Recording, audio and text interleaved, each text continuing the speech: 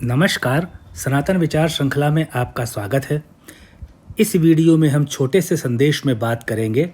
कभी कभी परिस्थितियां ऐसी बन जाती हैं कि बदला लेना एक कर्तव्य बन जाता है। समय के आधार पर बदला लेना एक कर्तव्य बनता ही है। यदि बदला न लिया जाए, केवल क्षमादान ही दिया जाता रहे, तो फिर वही परिणाम आते हैं जो आज हमारे देश को भुगतना पड़ रहा है।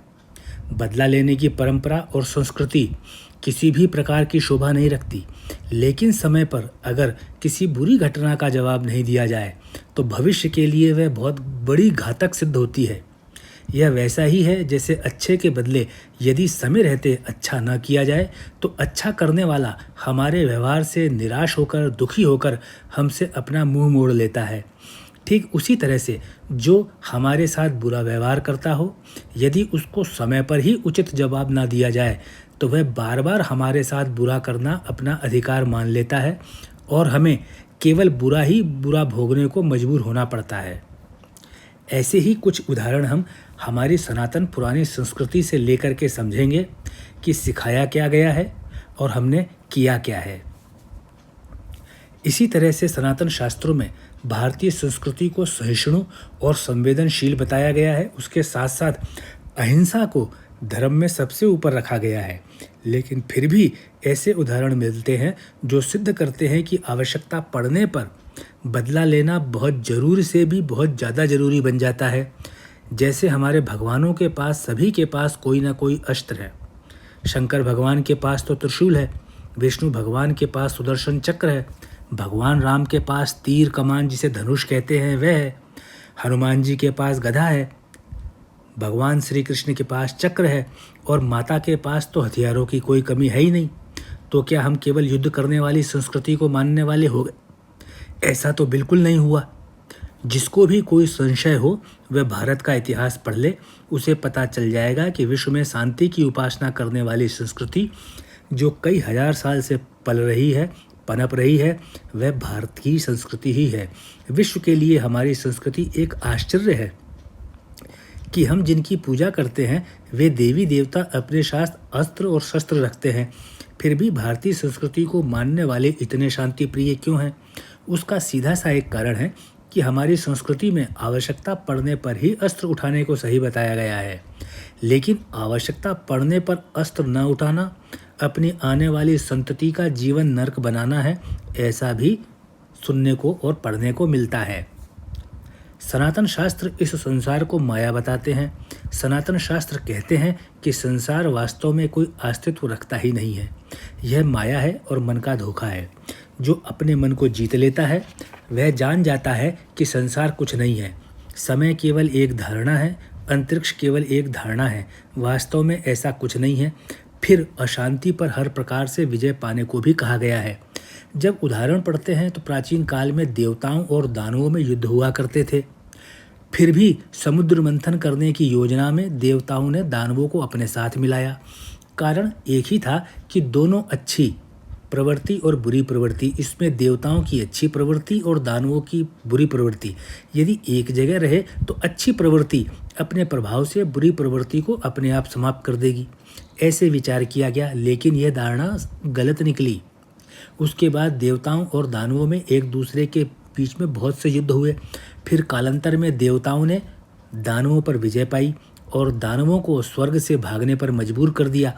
यदि यह प्रयास पहले किया गया होता, यह कार्य समुद्र मंथन से पहले हो जाता, तो शायद समुद्र मंथन की आवश्यकता नहीं पड़ती। समुद्र मंथन देखने में एक छोटी सी क्रिया है, लेकिन यह अपने आप में बहुत विशाल क्रिया है, क्योंकि बुरी प्रवृत्ति को लंबे समय तक कुचला नहीं गया, इसलिए वह इतनी शक्तिशाली होती गई।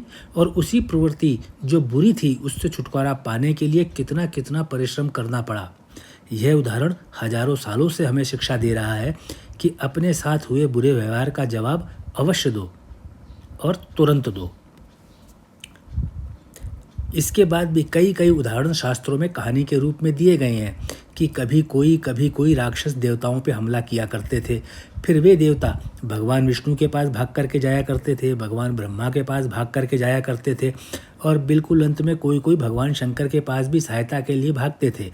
यह उसी तरह से है जैसे आज एक सामान्य व्यक्ति जो दुखी हो गया है वह किसी शक्तिशाली के पास मदद के लिए जाता है।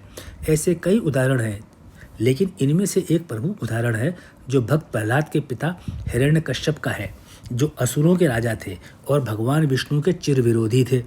वास्तव में वे हिरण्यकश्यप उस व्यवस्था के विरोधी थे जिस व्यवस्था में शांति सभी के लिए समान रूप से आवश्यक थी, क्योंकि हिरण्यकश्यप को केवल स्वयं और स्वयं को महान मानने वालों को ही स्वीकार करना था और हिरण्यकश्यप चाहते थे कि केवल उन्हीं की विचारधारा जीवित रह सके। इसलिए भगवान विष्णु ने नरसिंह अवतार धारण करके हिरण्यकश्यप का वध किया और प्रहलाद के जीवन की रक्षा की। यहाँ इस पौराणिक कथा में प्रहलाद को एक सरल और सभ्य सामाजिक व्यवस्था का द्योतक मान करके शिक्षा लेनी चाहिए। हिंदू धर्म शास्त्रों में सभी पौराणिक कथाएं इस प्रकार से हमें सभ्य होने को शिक्षित करती हैं। कई उदाहरणों में एक उदाहरण भगवान श्री कृष्ण का भी आता है। जब शिशुपाल की 100 गलतियां माफ करने का वचन भगवान श्री कृष्ण ने शिशुपाल की मां को दिया था। भगवान श्री कृष्ण तो अनंत ब्रह्मांड के स्वामी हैं, लेकिन हम तो साधारण मनुष्य हैं। वे 100 गलतियां माफ़ कर सकते हैं। अगर हम 100 गलतियां माफ़ करेंगे तो हम 100वीं गलती को देखने के लिए जीवित भी नहीं रहेंगे। यदि हम लोग ऐसी गलतियां करेंगे तो फिर हमें भूल सुधारने का मौका भी बहुत मुश्किल से मिल पाएगा। शिशुपाल श्री कृष्ण की बुआ का बेटा था। यही गलती थी, इसलिए श्री कृष्ण को शिशुपाल को पूरी 100 बार माफ़ करना पड़ा और पूरे 100 बार अपमान झेलना पड़ा। है तो यह प्राचीन काल के उदाहरण, लेकिन इनके संदेश आज भी सजीव है। यदि कृष्ण के द्वारा शिशुपाल को पहली गलती पर ही सजा दे दी जाती तो शिशुपाल बाकी की 99 गलतियां कर ही नहीं पाता, और जो बाकी की 99 गलतियों में श्री कृष्ण को पीड़ा हुई, उस पीड़ा का भोग भी श्री कृष्ण को करना नहीं पड़ता। भारत में अनादिकाल से ही अपने पूर्वजों के अनुभवों को जो शास्त्रों में वर्णित है, उनकी शिक्षाओं को भुलाया जाता रहा है। इसलिए वर्तमान में भी वैसी ही घटनाएं हमारा पीछा नहीं छोड़ती। यदा कदा बड़ी या छोटी हृदय विदारक घटनाएं होती रहती हैं और हमें अंदर तक झकझोर देती हैं।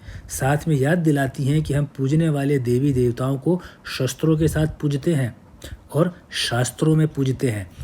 लेकिन ये याद रखना चाहिए, ना तो हम कमज़ोर हैं, ना ही हमारे पहले की पीढ़ियाँ कमज़ोर थी। केवल हमने शांति के महत्व को भुला दिया है। शांति हमारे लिए आवश्यक है। शांति की व्यवस्था सबसे ज़रूरी व्यवस्था है और शांति की व्यवस्था के टक्कर की कोई व्यवस्था नहीं है, और ये हमारे समाज, हमारे परिवार के लिए सबसे ज़रूरी है। लेकिन शांति एक तरफा नहीं होती, दोनों तरफ से होती है। जिसने जो दिया है हमें उसे वैसा ही वापस देना आना चाहिए, और यदि नहीं आता है तो हमें सीखना चाहिए। इस अंक में, इस वीडियो में इतना ही। जो मैंने संदेश देना चाहता था, अगर वह आपके पास तक पहुंच गया है और संदेश आपको पसंद आया है तो कृपया इस वीडियो को मित्रों से, रिश्तेदारों से, सहयोगियों से अवश्य शेयर कीजिए। और वर्तमान में इस वीडियो को देखने और सुनने में जो आपने अपने बहुमूल्य समय का अंश दिया, उसके लिए मैं आपका आभार प्रकट करता हूं और बहुत बहुत धन्यवाद देता हूं।